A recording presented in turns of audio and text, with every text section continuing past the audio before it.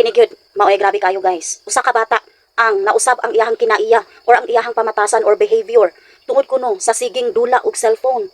Labi na sa sige kuno nig batak ning bataa, sige Roblox or uban pa nga mga dula game sa cellphone no walay pahulay sa pagdula kining maong bata. Tanawan ninyo ni nga video guys. Lord, wait, Jesus name. Jesus name, Papa Jesus. Papa Jesus, sige pa po. Ampok mo sa Bible. Oh, dayon.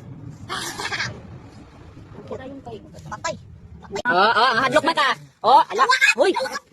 Lord, wait, Jesus name. Jesus name, Papa Jesus. Jesus name, Papa Jesus.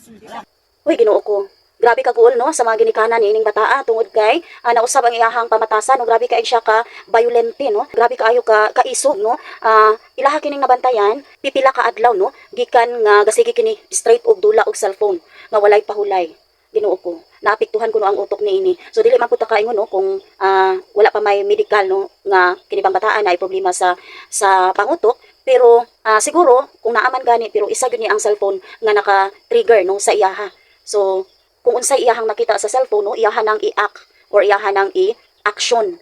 So mao ni ang gikahadlukan or mao ni ang gikagulaan sa mga ginikanan. So nagpost no nga usa kini ka awareness no sa mga ginikanan nga Ginoo ko monitoron gyud nato ang mga bata nga dili gyud magpalabi magpalansang sa pagdula og cellphone 24/7 ang pagdula og cellphone or 12 hours sa pagdula sa cellphone. Kung pwede no dili gyud sila padulaon during weekdays labi na kung tingklase gawas lang jud dagway kung naay mga i-research or kinahanglan nga gamiton ang cellphone.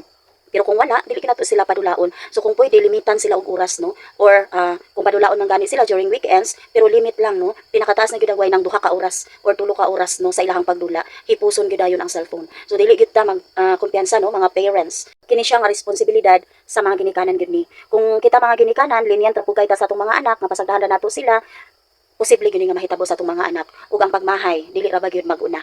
So ang atong buhaton permanente monitoron kung naa sila sa eskwelahan pangutanon gyud ang teacher kung kanunay ba silang gipagamit og cellphone. So dili gyud maayo ang bata nga magbabad kanunay sa cellphone kay gawas nga madaot ang mata maapektuhan usab ang pangisip sa bata. Ligtas ang may alam.